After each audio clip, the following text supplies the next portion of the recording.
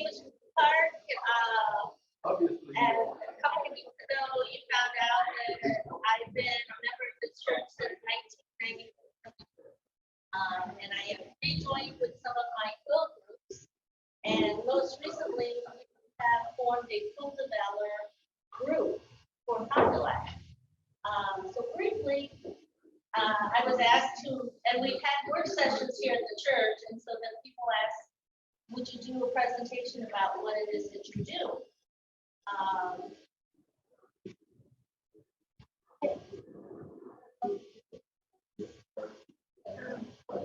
The Quilts of Valor was originally the brainchild of Catherine Robert in 2003. This happened when she had this dream. Her son was in the military going to Iraq, and he had the dream. The dream, she said, was as vivid as life. Saw a young man sitting on the side of his bed in the middle of the night, hunched over, and there was a permeating fear, a feeling of despair. I could see his war demons clustered around, dragging an emotional gutter. Then, as if I saw him in the next scene, wrapped in a quilt. His cold demeanor changed from one of despair to one of hope and well-being. The quilt has made this dramatic change. The message of my dream was that quilts equal healing. Oh, okay. Quilts equal healing, yes. Microphone right up to your mouth. I know, but isn't that unsanitary? Not in your mouth, but up to your mouth. Okay, no, sorry. The model that she came up with for the organization was very simple: a volunteer team who would donate their times and materials to make a quilt. One person would piece the top, another would quilt it, and they came up with a special name and called it Quilt of Valor, or QOV. Okay.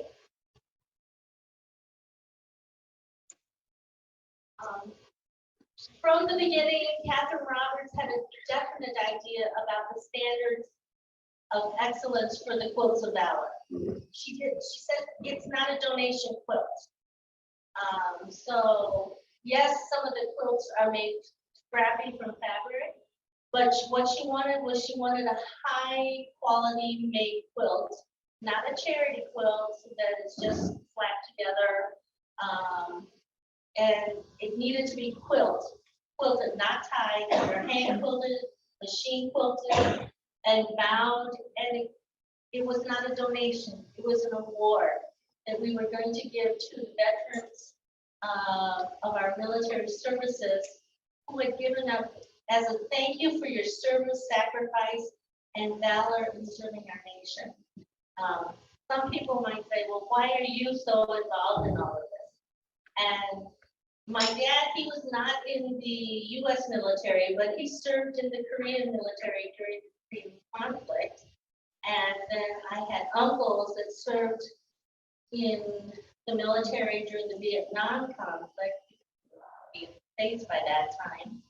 And then currently, I have a nephew who is a major in the Army at Fort Hood, and I have a niece who just got accepted into major school in the Air Force, and she just came back from Germany, and she will be going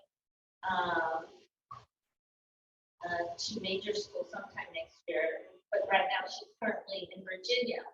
In addition to that, I have a cousin who married her high school honey, who was a West Point grad, and he's has since left the military, but he retired as a colonel and did numerous tours overseas.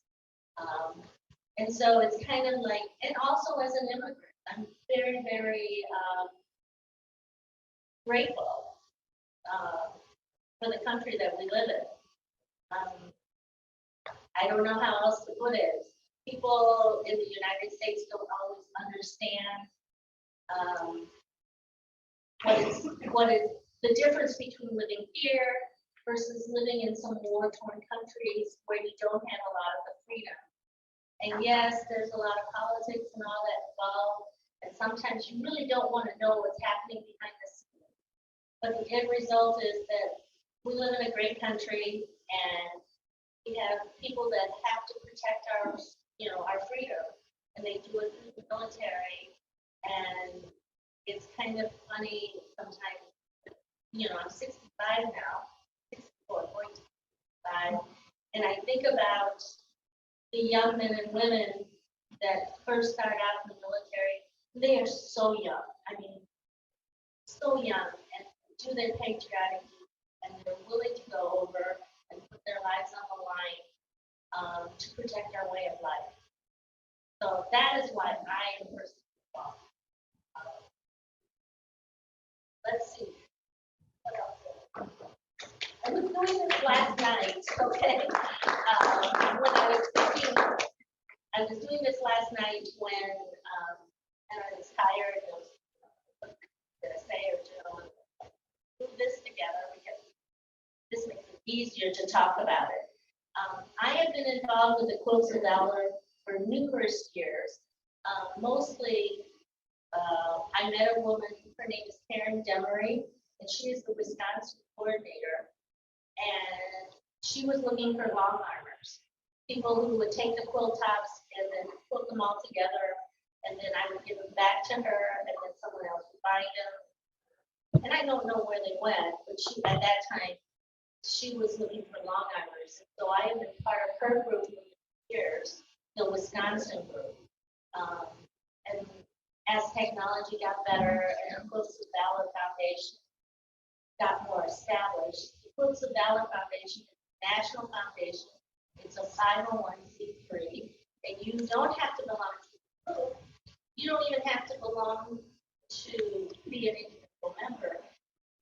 You just, if you want to help, you just donate your time, donate your services, do some financial donations if you want, donate fabric, that kind of stuff.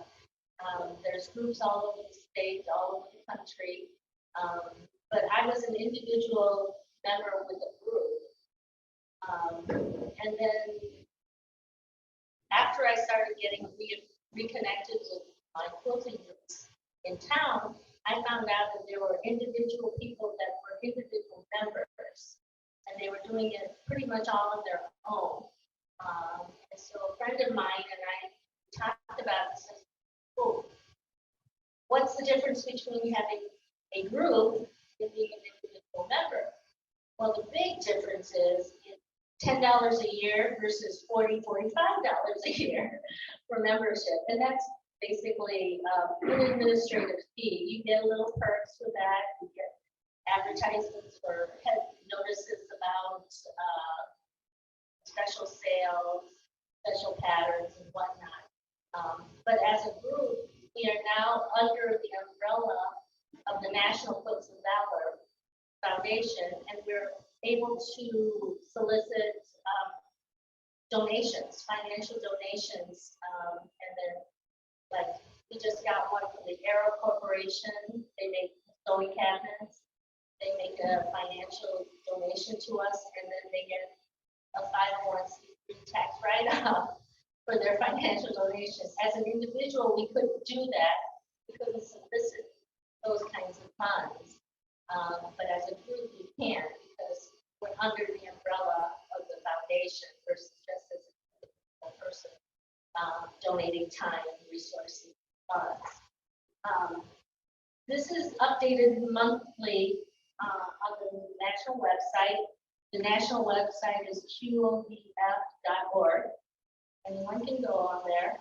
And so as of May 31st, for the month, there was 2,915 quilts awarded to service people.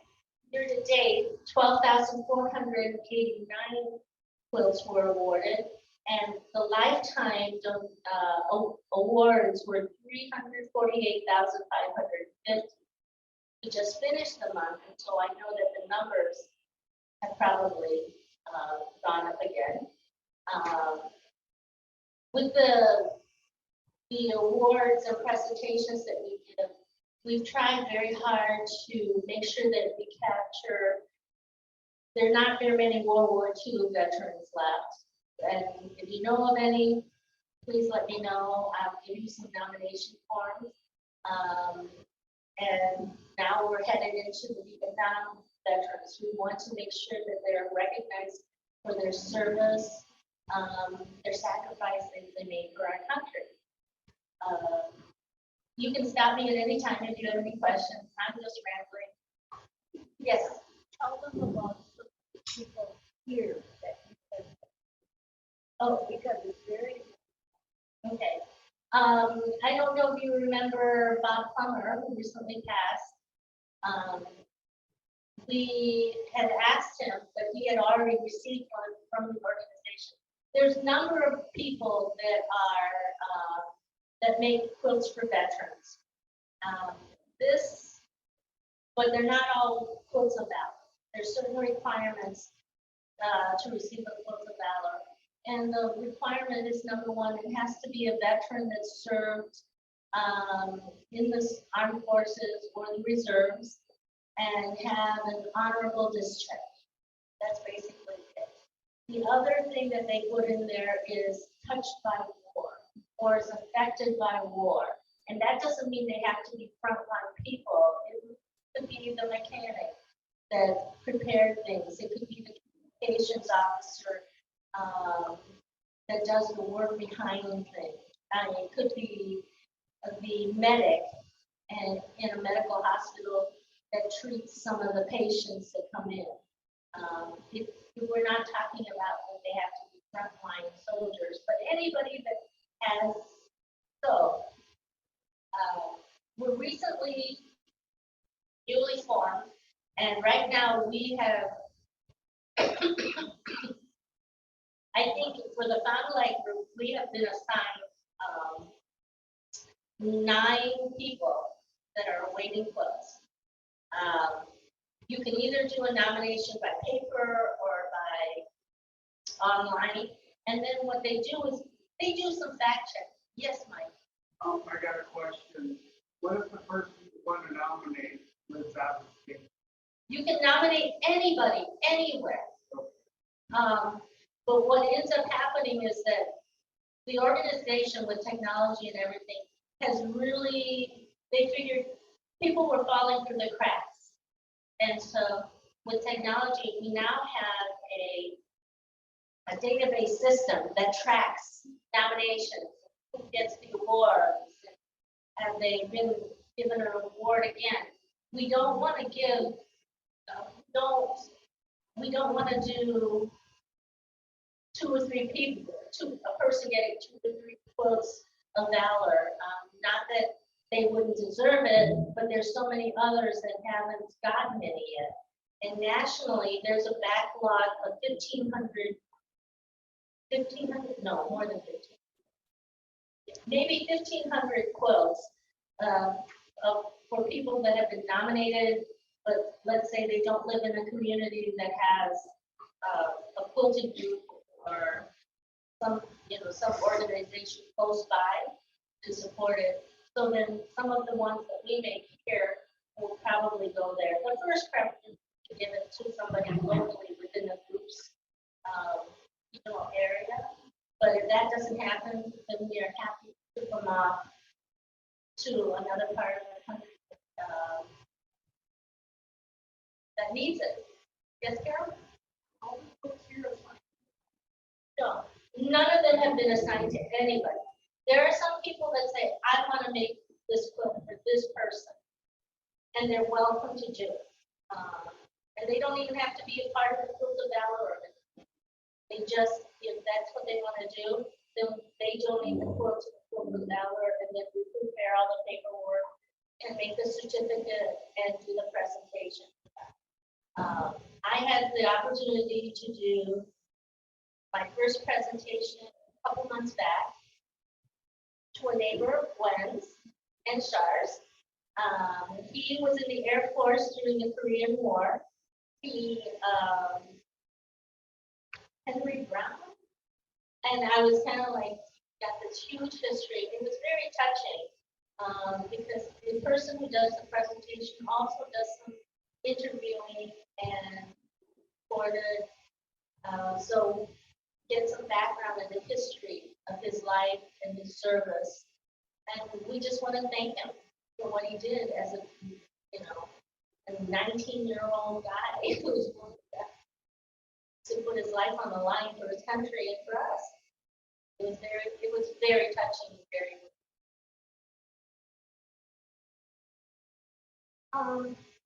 So this is our group, and this is our group number. We just started it in January and had to go. Laura Corp and I kind of started this and put our names on the dotted line because someone had to be in charge. Then we had to go through all kinds of training, how to use the press nomination database, make sure that we filled it in properly. Went to another training where we learned how to do a presentation properly. So, just so that it's not kind of cheap or anything like that. We have monthly work sessions. We had 2 or 3 here at the church. And then some people said they wanted to do it at the American Legion because they've offered us time and space there. And so our next 2 work sessions will be the July work session is Thursday the 13th at the American Legion Hall. And then August will be August 15th at the Legion Hall.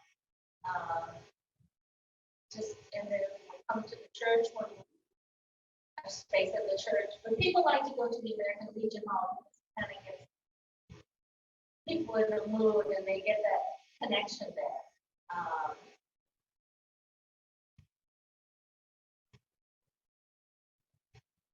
And then other people have said, how do you get involved? Well, you can come to the work session. Anybody's welcome to come. You don't have to be important. You can iron, you can cut, help out logistically. Sometimes with a presentation, you can help at a presentation. To make blocks, you can assemble the tops to the blocks. You can hand or machine quilts. You can bind the quilts. Nominate a veteran, either online or on paper. And then if you do it on paper, you just turn it into somebody. I'll have some contact information. You can donate supplies. You can join the foundation.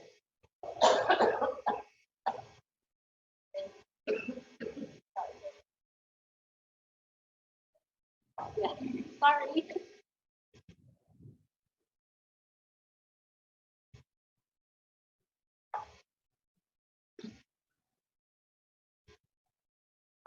You can join the foundation if you want to. You don't have to join the foundation.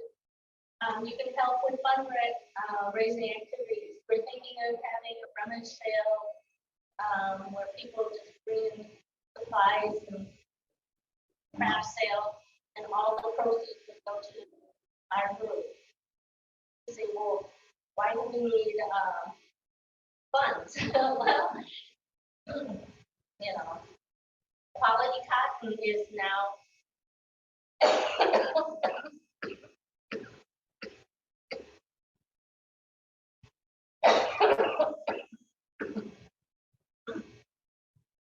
is like $12, $13 a yard. There's backing involved. So when you think about it, the materials that go into this quilt probably cost about $100 and $150.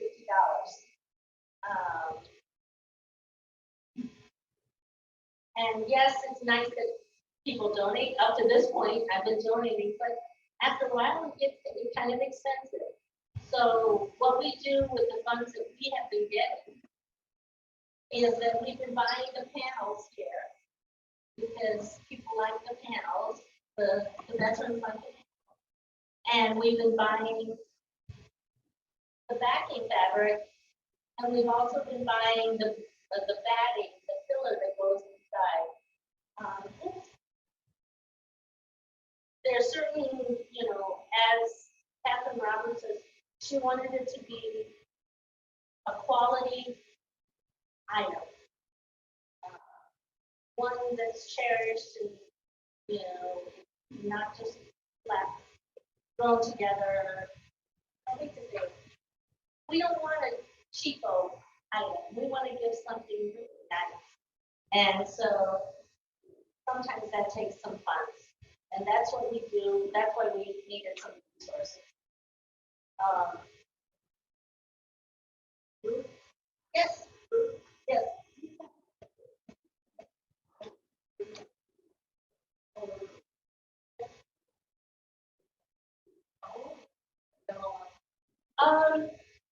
It's, again, it just depends on what it is that, it's hard to be, to make those requests because, yes, a lot of the quilts are red, white, and blue and have the panels, but that is not a requirement for Quilt of Valor. And this is why I brought this one. Because this is not red, white, and blue, but I think it would make somebody happy as a Quilt of Valor. Except my son saw it. He said, I think I need a new quilt, Mom. But, you know, that's neither here nor there. So Laura Korf is our group leader. Somebody's name had to be there. And she kindly agreed to let her name be the one that's on the form. And then I'm like her backup. So I usually send out the emails because she's not as tech savvy. Not that I'm overly tech savvy, but a little better, that's why. Yes, Jack? Oh, yes. Because we are now a group, we have collection bins. One is at Mom Pa's or Billy's on Ford. And then one is at the American Legion, one is at Pumpkin Pantry, and one is at Sturdy Oak or Stone Oak Coffee Shop. And it seems like every couple months, Laura gets a phone call from them and say, it's full, if you want to come and collect. And so that's another way of that we get funds so that we can pay for the backing of that. We do not pay for quilting. So this is one that I just finished and I really liked it. That's why I brought it, even though it's not found. I thought it was really cool. And this was a panel that I had, and the lady said, oh, I really like this. Can I take this and make sure? She took it, and she made the lock pattern blocks around it, brought it back. I quilted it up, and I thought, oh, that turned out really good. I think I'll bring it to the next. And there was another lady, she had 7 quilts, and she was an individual member, you know, Deb Swift from the Sun Pine Hill. Deb had this mission that she and another friend had a mission that they wanted to do a Veterans Day presentation on November 11th. And so they were working on making 11 quilts to present on November 11th for Veterans Day. And then the other lady got sick and couldn't do it, but she has 7 quilts made. And so those 2 in the middle are from Deb. And then I have another bid here. She said, okay, take the bid and you can display whatever you want. Any other questions on the Quilts of Valor? You don't have to be a very experienced sewer. I don't think I have enough. Okay. So I have some copies of the nomination form, which you can take, or you can go online and fill it out online, and then somebody, probably Laura or me or another person from the state, will contact that person and verify all the information and make sure that it's correct, and then set up a time. We do not do presentations on birthdays or on national holidays because this is to honor them specifically, not for their service, not to celebrate their birthday or as a Christmas present. And then I think one thing I have to mention, which is kind of like a caveat, is we ask the veteran that's nominated if they want to quit the ballot. Because some people do not want to be reminded of their service. It's not a pleasant thing, and so we do not do surprise presentations. So they know it's coming. And then sometimes because they know it, they can get some family together and stuff. I also have a couple of sheets here, and this is like a quick reference guide for what makes a quilt of valor, what requirements. They like to have them at least 60 inches wide and 60 by 80, and that is so that it can actually be wrapped around a person. We do have some smaller ones for people that are in wheelchairs, because they don't want the big quilt. They want the smaller one that they can put on their lap on their wheelchair. We have some of those made. And we also make pillowcases as a case for the quilt, so that they come in the pillowcase. Yes, sir? I would.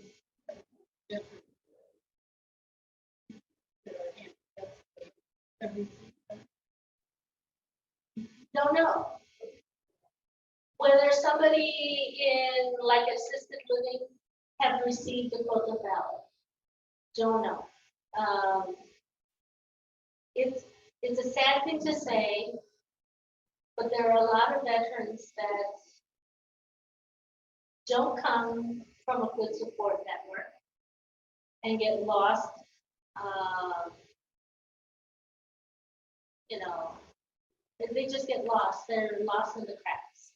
And so you can't just assume that everybody's got one, that you think has one. It was funny, I was at the American Legion on a work day, and I just sat at the table and and at the table, all four of the gentlemen there had not received a quilt of valor. Did anybody, approach you and they go, no, not yet? And it's just, so we got their names, and Laura made the phone call since I was the first one. It's easier for somebody else than to have an discussion. And two of the gentlemen, well, they all served during the Vietnam War time, and two of them said, "Oh, I don't know. I came back and I didn't have any injuries or anything, so I don't know if I really deserve one." And I go, well, yes, you do. You will honorably discharge, you serve the country, and if you would like one, we would be very honored to make one for you and to award it to you. Another gentleman had said, no, I want to forget that time. I don't need any reminders. So of the three, two have said that they would like to receive a quilt of valor, and one said, no, don't want to do it. So it's that kind of difference. And then I was at the graduation party in Marcus of all places, and I met a woman who, again, served during the Vietnam time, but she worked as a reservist I think she was in Georgia at that time. Like, has anybody approached you? Well, she did her part too. You can't do all the logistics without somebody doing that. So, and she goes, oh, I don't know, all this and that. And I said, well, I'll have somebody call you and you can talk about it, think about it. And she was in the reserves for, I think, almost 4 years. And so it was kind of like, you've done your part too. You sacrificed your time and efforts. So if you would like one, the honor to make one. So it's really hard to say. It's really hard to say. Any other questions? You're welcome to come and take a look. Again, you're welcome to come on our next work day, which will be in a couple weeks, and just see what we do. And if we ever have a fundraiser, I'll post it in the church newsletter, and then you'll see it. Anything else?